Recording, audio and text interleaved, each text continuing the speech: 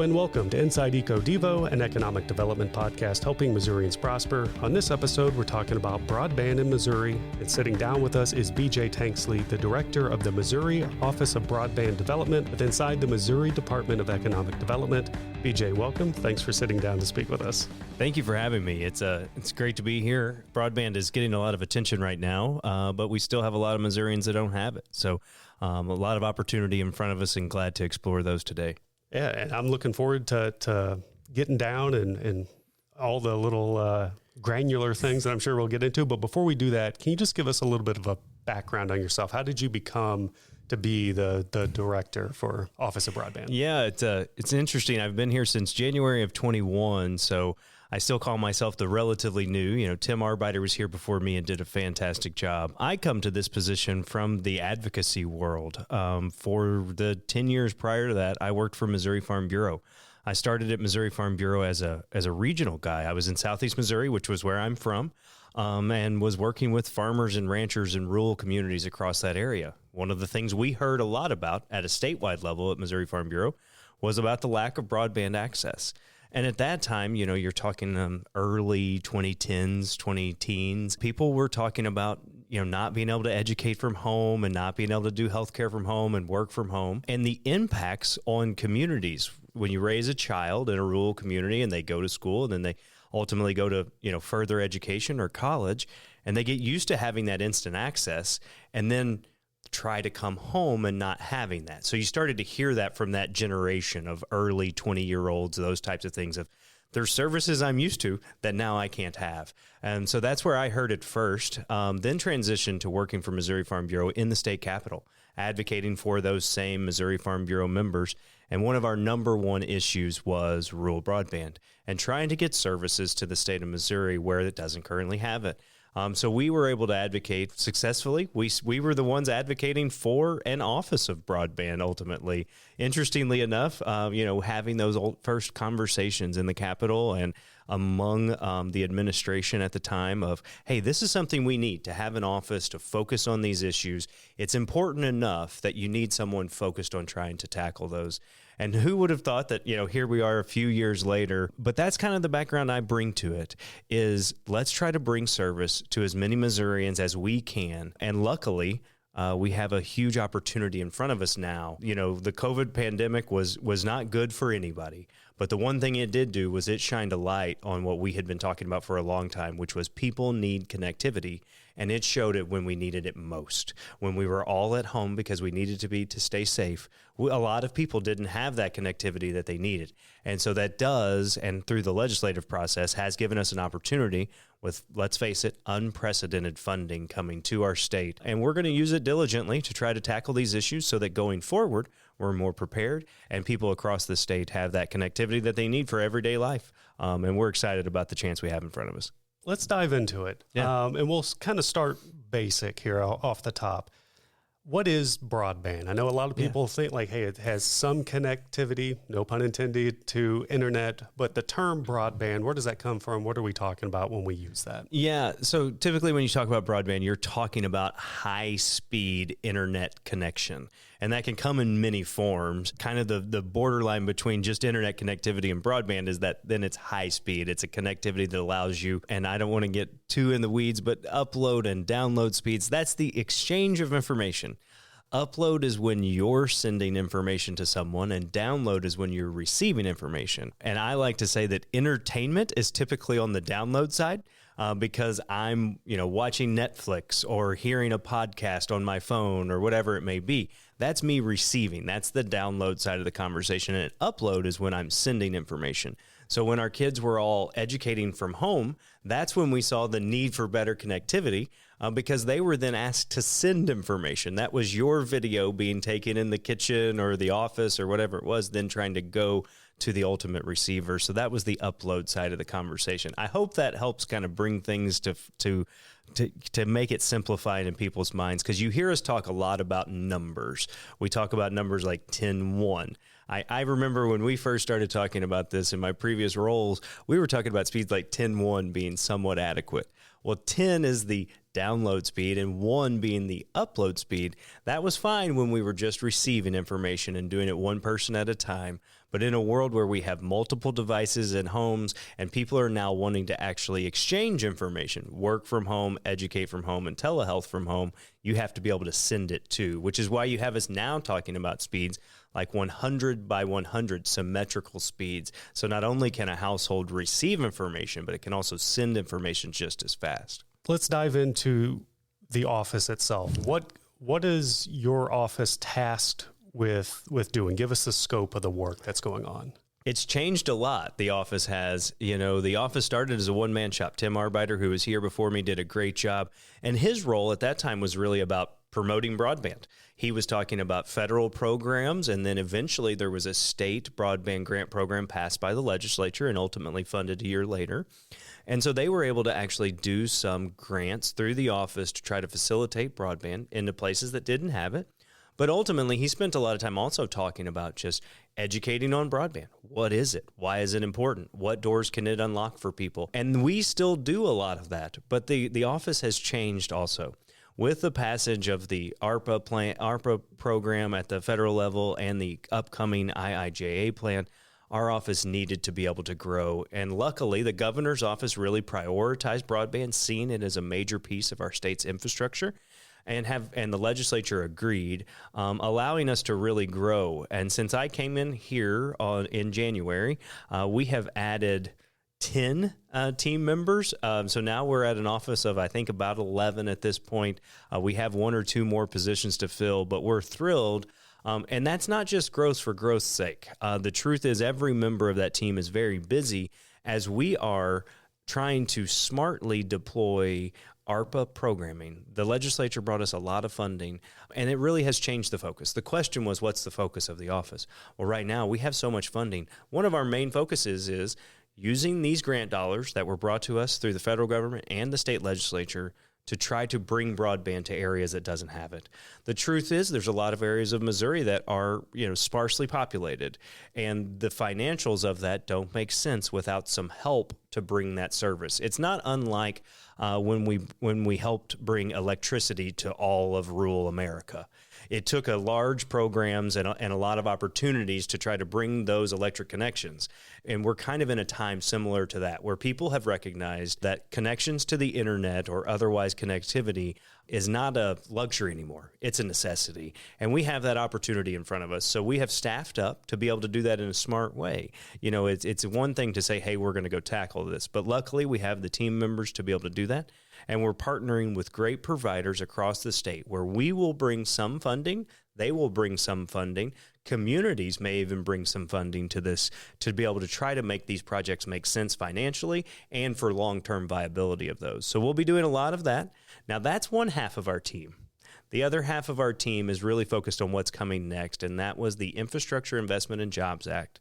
And we'll be doing a lot of public engagement around the state of Missouri, hearing from communities of where they struggle and the strengths they have as we try to bring equity and access to the internet across the state of Missouri. There's a lot of things you mentioned there that Yes. we'll dive a little deeper in. We'll kind of take it piece by piece. But I think the first thing we'll dive into is you've brought up rural side, many Missourians not having reliable access or maybe just not having access. And in this day and age, it's kind of hard to wrap your mind around it. Maybe I just come from that perspective because I live in the city where I have internet and I've already had it.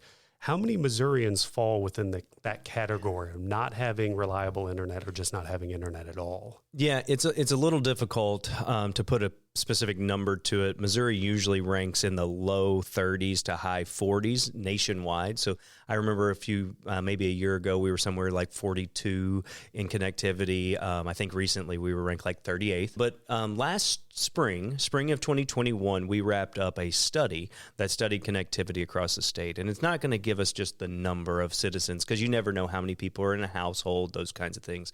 But it did estimate that 400,000 serviceable locations had less than adequate service. So there were somewhere in the neighborhood of 100,000, 150,000 that didn't have connectivity above 10.1.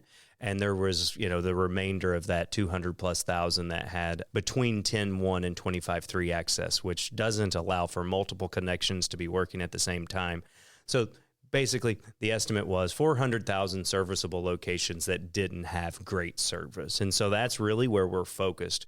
We'll spend some time this fall talking more about that report with the public. But it really did provide some bedrock to our office. It's one thing to say, hey, we're trying to do something, but this really allowed us to say, okay, here's the size of the problem.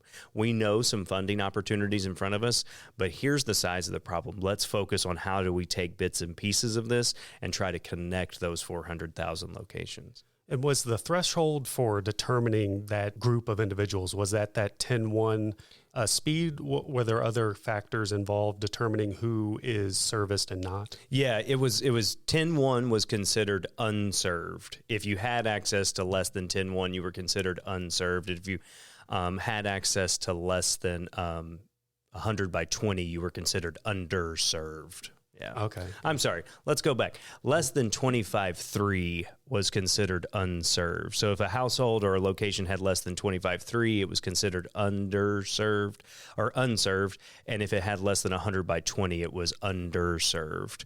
It's amazing how quickly these numbers have changed in just a few years to where now, in order to be considered served, it was 100 by 20 actually. And that is because the federal government has recognized that through these funding opportunities, that threshold is up now, where if you don't have access to 100 by 20, we could actually work to fund in that area. And when we bring service to the area, the standard for bringing new service is 100 by 100 symmetrical at this point. That is service that will allow multiple users to use the internet to the full extent possible. That's not just streaming, that's sending information, being able to upload large documents all at the same time. And I think it's really going to open doors for people. I know you haven't been with the department for a very long time, but I keep hearing that the funds that we have coming in is historical. We've not had this much funding for broadband. What is the significance of that, and how does it compare to what has happened in the past? Yeah, it's really interesting. And I half jokingly say, I remember a few years ago when we were asking the legislature for $5 million for the broadband grant program. We knew we had a huge problem in front of us, but the idea was, let's do something. Let's let the office be active in trying to bring broadband into Missouri. We are now talking about, hundreds of times that amount of funding. ARPA, the American Rescue Plan Act, actually brought the state of Missouri billions of dollars, and the state has used to prioritize that. The governor's office and the legislature has actually sent our office $265 million to try to do the broadband grant program, and that's active right now. We'll close for applications at the end of September. And so it really is, that's huge. We're talking about a real opportunity here. With those smaller programs, we've been able to connect, 5 and 10,000 people at a time. With this program, we're going to be able to make more connections. So we really have a great opportunity right here. And that's historic in and of itself. But in the last stimulus, the Infrastructure Investment and Jobs Act, they actually have a standalone broadband program. And it actually had $42.5 billion or $42.2 billion towards broadband, billion with a B. And like I said, I remember talking about $5 million. We're now talking about Missouri getting its portion of that $42 billion bucket of money for broadband. And we're going to get a significant portion of that because it's going to be doled out among the states based on the need of the state. And as we've discussed, the state has quite a bit of need, so we expect quite a bit of funding to come. And it's actually been labeled at the federal level the Internet for All. And that's really the goal that we've been charged with when we've put in our firsthand applications for those programs. They're telling us, look towards how can over the next 5 to 6 years you try to make connections with all of those, 400,000 locations that we've identified as not having them. And so there's a real opportunity here. It is really a chance, and we don't want to, overstate it, but we do have an opportunity here with a large amount of funding to work with providers. That's one thing I want to stress is our office doesn't make any connections. We don't go out there and lay wire, and we don't connect to households, but we work with great providers across the state. They bring private funding to every one of these projects. Otherwise, they don't happen. But we're able to work with them to try to make the financials make sense to bring service to people that otherwise wouldn't receive it. How does the funding break down? I'm sure that it's not just one lump sum going out the door. I'm sure we have different factors and areas where it's going. How does it break down? Yeah, absolutely. So the ARPA plan, $265 million ARPA broadband program is open now. We will announce those awards, or on schedule to announce those awards in December of 2022. And so that will be the first kind of tranche of funding. While we're doing those grants and getting ready for that, our Infrastructure Investment and Jobs Act team will be doing public engagement, as I kind of mentioned earlier. We'll be going around the state and preparing for that IIJA funding opportunity. We anticipate getting our first run of funds for IIJA in mid-2023, and then doing a round of grants with that funding in 2023, and then you'll see subsequent rounds probably for 2 or 3 years following that. So our office really for the next 3 to 5 years plus will be very active with kind of what we anticipate is we'll be rolling grants. Every 6 months or a year, we'll do another round of grant letting. We'll allow the providers to come to us with great projects that they see making sense and really allowing that to go. One main difference that will happen is between now and the IIJA opportunity, the FCC is redoing broadband mapping. Broadband mapping for years has been known to be a challenge of where access is and is not, and there's a major effort going on to make that better. And so when we undertake the IIJA effort, we will actually be more prescriptive than our office has been in the past in saying these are identified locations that don't have access, and then telling the broadband providers telling them more of where to go. In the past, we've always just said, providers, come tell us where service is not, and then we'll weigh that option and try to prove it out. In the future, with the next opportunities, it'll be more of a, hey, these are the identified map of unserved locations and underserved locations. Where would you like to serve? So it'll be a little bit different in that instance. Okay. So give us a little bit more context of the difference between IIJA and ARPA. Like, where are they handling? What's the area that they're, focused on? Yeah. And I think what we just said was the biggest difference is right now, the ARPA funded program, we are basically letting the providers say, hey, I have an under or unserved location here in Southwest Missouri, and I could use these funds to, grow my territory and serve that area, bringing great service to new locations. In the future, we're going to have a map that more says, okay, I don't know what the color scheme will be, but red is is available for funding and white is not. Hey, tell us where within these areas you're willing to go bring service. So we'll be a little more prescriptive. That's the biggest difference. The other thing that IIJA is funding is digital equity opportunities. And that may sound like, buzz terms to some people, but really allowing us to address the other side of the equation. It's one thing to have access to the internet, but as I've heard someone say, it doesn't matter if there's a line coming down the road. If I don't see value in the connection, I'm never going to pay for the connection. And ultimately, what we want is people actually engaging in the digital economy. And so that's where we'll be able to work with some of that. That's talking about bringing affordable devices, affordable internet, and then digital literacy training to try to increase the adoption side, to make sure that people that may have otherwise not been connected previously are able to fully engage, work from home, educate from home, and telehealth from home, as we've said multiple times here.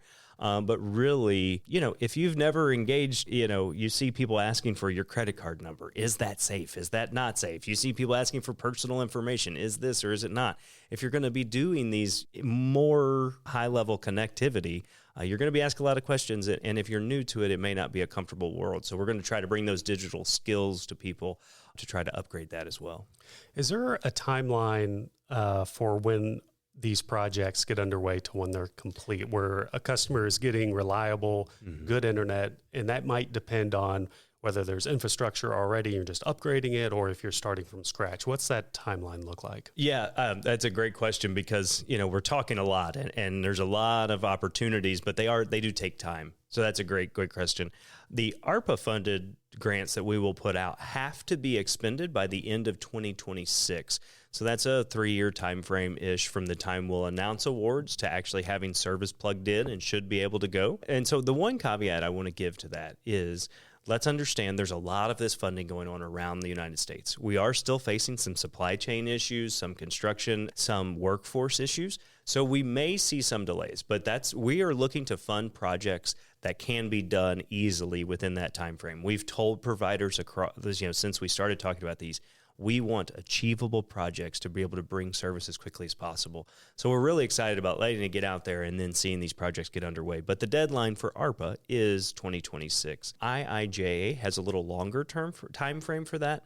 But I think we will bring the same focus, which is let's bring achievable sized projects so that we can overcome some of those workforce and supply chain issues. Let's get things that can be done quickly, because there's nothing more frustrating than when I get a call, because our office takes calls every day and we're happy to do so. And a citizen of Missouri says, hey, I live in X county and I don't have service. And, we look into it and it says, oh, well, there's an award in that area, so somebody's supposed to be bringing you service, and then you find out, well, it may be 2 or 3 years from now.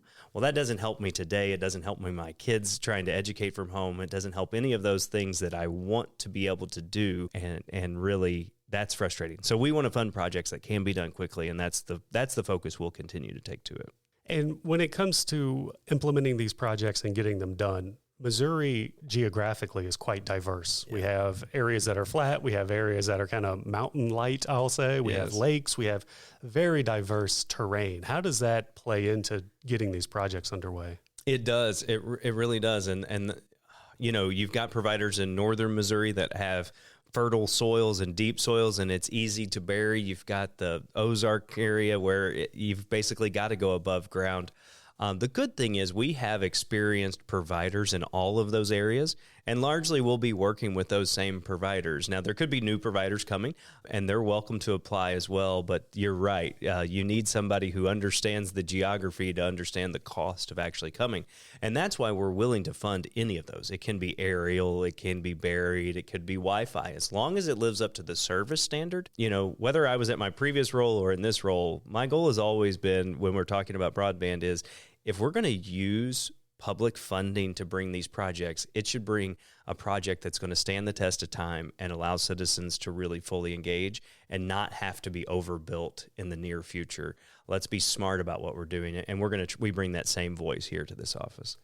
That kind of begs a good question of, when you lay a wire to send internet to a community, a neighborhood, what have you, what is the longevity of that wire? Because technology moves at an exponential rate. Things get faster and better all the time. Yeah. How long is that wire good for? Yeah, when we're talking about wire connections, largely at this point, most people are talking about fiber connections. And from what I hear, when it comes to fiber, as long as it's not cut or disturbed, you're talking about 100 years. It can last a long time. Fiber doesn't have to be replaced, and it's also relatively scalable. The other great news is we are seeing large advancements in other technologies to bring connectivity, including wireless technologies that I'm told can bring great speeds to large numbers of people. As long as it can bring that, we're happy. We love seeing advancements in other opportunities. But yeah, if you're laying a wire, I hear that it can last a long time. You never know with weather or something happening. There's always the opportunity for disturbances. Besides that, I hear it's very, very long. Can stick around a long time. Yeah. Some of the projects, or maybe projects is the wrong word, programs, I'll say, like the cell phone tower program and all that. How much of those are within broadband, and what's the kind of scope there? Yeah, that's great. Thank you for bringing that up. We haven't talked about it. Aside from our broadband grant program, the legislature also funded $20 million towards a cell tower program. We expect this fall to open for applications, and it may be a little longer application window than the others have been because there may be some coordination necessary for that. But we anticipate funding that $20 million towards new cell towers and really trying to bring the same standards as we have with the office when it comes to broadband, of trying to bring cell coverage to areas that don't have it. Trying to bring that same standard of, let's don't fund projects that would otherwise happen, but let's use this public funding to increase, cellular technology may not be the ultimate connectivity, But quite frankly, if you don't have that, you don't have anything.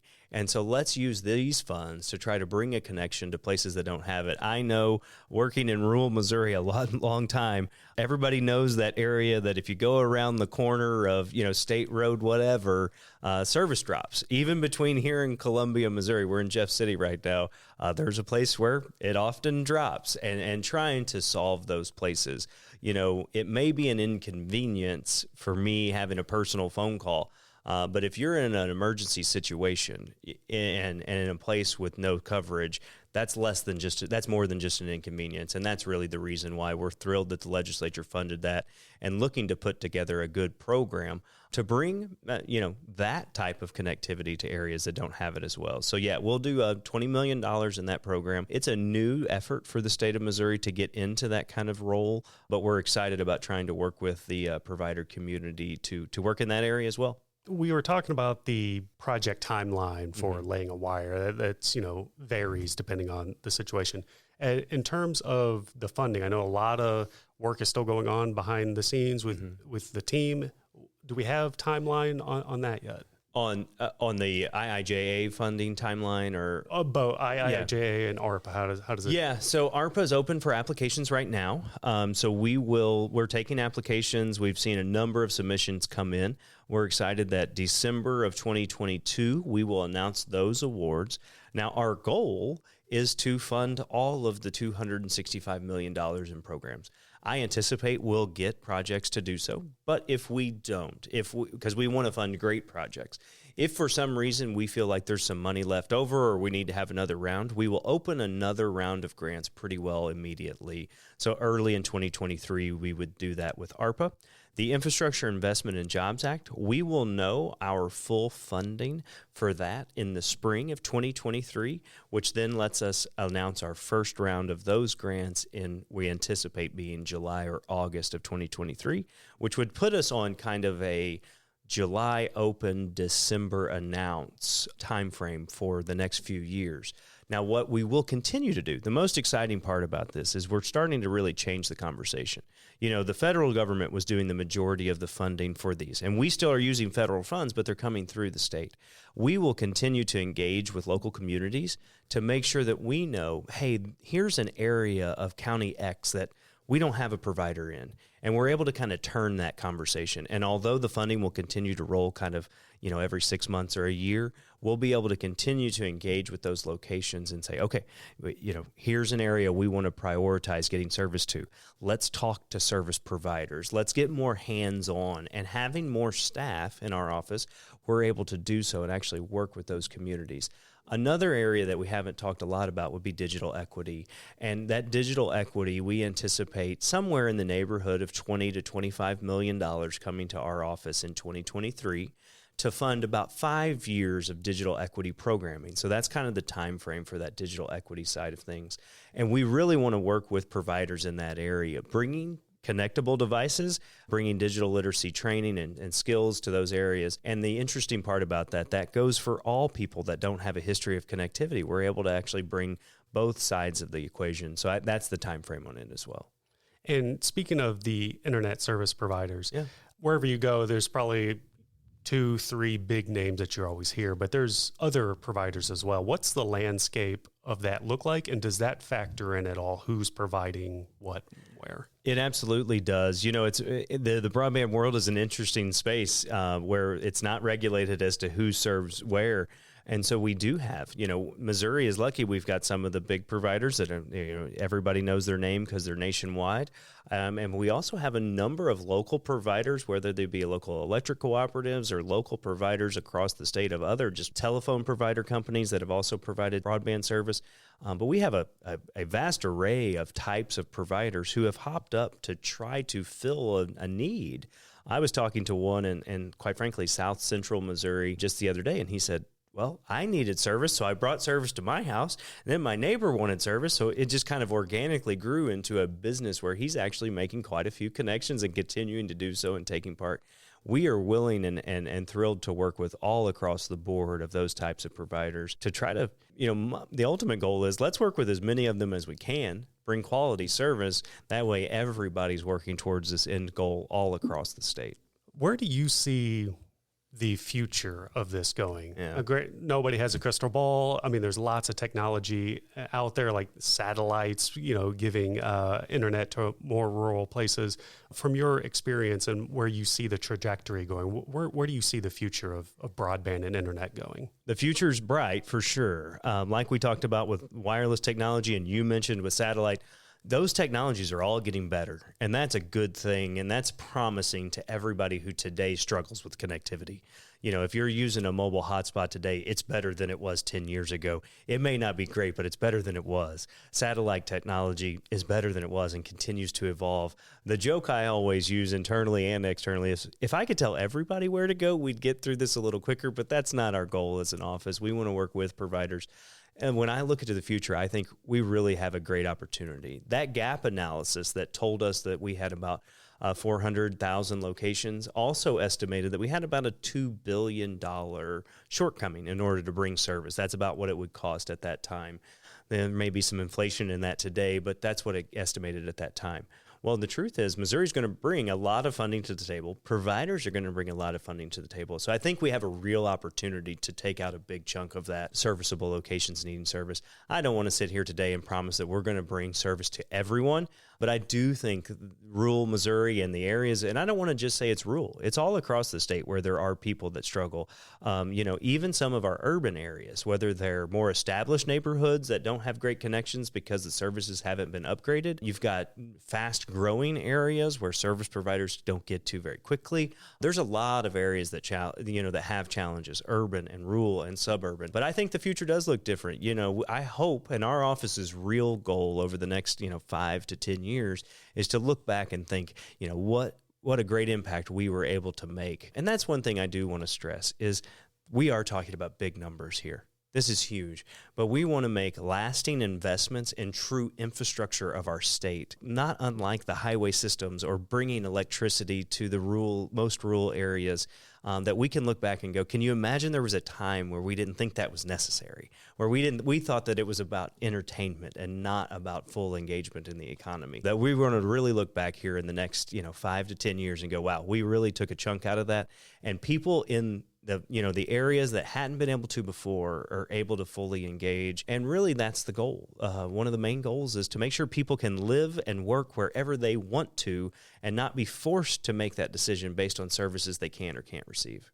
For those who are listening who want to find out more information about what's going on in the Office of Broadband Development, where can they go to find that? First of all, there's the ded.mo.gov website, where you'll be able to find a lot of information related to especially our IIJA opportunities. There's the ARPA-specific website, which is ded.mo.gov/ARPA. Those are great resources. But I don't want anyone to ever hesitate just to call our office. Those lines are available online. I'm horrible about not remembering the office phone number. I bet you can plug it in at the end of this. Yeah, we'll put it in the show notes. Perfect. Put it in the show notes. But yes, please reach out to us. We take those calls and we take them seriously. The truth is we keep track of where we've heard from before. And then when a provider calls and says, hey, I would like to service X location, then we can also say, we know people in that area that also need service. So we're always happy to help. What's really fun, and it does happen, I want people listening to know, there's times when, someone in an area will call and say, hey, I don't have connectivity. We'll be able to dig into it a little bit and actually get them a service provider who says, hey, we're about to be working in that area. 3 months from now, you're going to be connected. And we're able to actually make those connections. Now, I don't want to overpromise. It doesn't happen every day, but we're thrilled to try to connect people with possible providers. And then if not, let them know that these funding opportunities are going to try to bridge that over the next few years. In your guys' office, you pretty much have to take that boots on the ground kind of perspective, reaching out, hearing from people so you can implement the best way possible. Yeah, we're super excited about what IIJA funded for our office. We have an IIJA team of 3 people plus myself, And we are actually teaming up with the regional planning commissions and the University of Missouri to really go out and storm the state. We're going to have local meetings around the state and actually visit with people firsthand. Now, I don't know that we'll be surprised by what we hear. I think we're going to hear, we have a lack of connectivity. This is what we need, and this is where we're struggling. But to hear it firsthand, I think will be valuable for every one of us. And that's what really makes the connection. It's easy to get lost in the big numbers and, there's this many unserved locations and this is all the money it's going to cost. But the truth is, there's a lot of people who aren't able to fully engage. We're going to go hear from them and then let them know we have an opportunity to try to address that. And lastly, the department's motto or mission, so to speak, is helping Missourians prosper. Absolutely. So within the work that you do and your team does, how does Office of Broadband Development help push that forward? There's no clearer tie than what we're doing. When I worked for my previous employment at Missouri Farm Bureau and working in rural areas, but also knowing this is true in urban areas that lack connectivity too, we invest a lot into our young people. And then they decide where they're going to live. We need them to be able to choose to live wherever they want. They don't have to go back to rural or urban Missouri either way to receive a certain service, but we want them to be able to fully engage in the economy no matter where they live. And I think this really opens opportunities for all of Missouri to prosper no matter where they are. And if you choose to live in an urban area with great service already, great. But if you choose to live in a little more less populated area, hopefully our programs will allow you to make that choice for yourself, not based on what you can or cannot do there. The line I always use is, in today's world, you can work from home and you can have any business you want. You can prosper from anywhere you want. But if you don't have a connection there, you may not be able to do everything you may have chosen to. So we're really excited about the opportunities in front of us, and I think it fits right into the mission of helping Missourians prosper. Absolutely. I think that's couldn't end on a better note. BJ, thanks again for sitting down with us. I'll open it up just one last time if there's something that we should cover that we hadn't already. No, I think that wraps it up. The thing I know is we get into numbers and uploads and downloads, but the truth is this really does impact people's lives. And our office is super excited about the opportunity we have in front of us, no matter where people are from, urban, rural, suburban, to try to address those issues and try to increase that connectivity across the state. There's a lot of chances in front of us, and we're really excited. When we get out there, please, people that are listening, come to those meetings, engage with us, connect with our office. Let us know what you're experiencing so that we can learn from it to do smart. Perfect. BJ, thank you so much for sitting down with us. Thanks a lot. Thank you for listening to this broadband episode of Inside EcoDevo. To find out more about what's happening at the Missouri Department of Economic Development, including current programs and upcoming opportunities, be sure to subscribe to this podcast. You can also visit our website, ded.mo.gov, and follow us on Facebook, Twitter, and LinkedIn.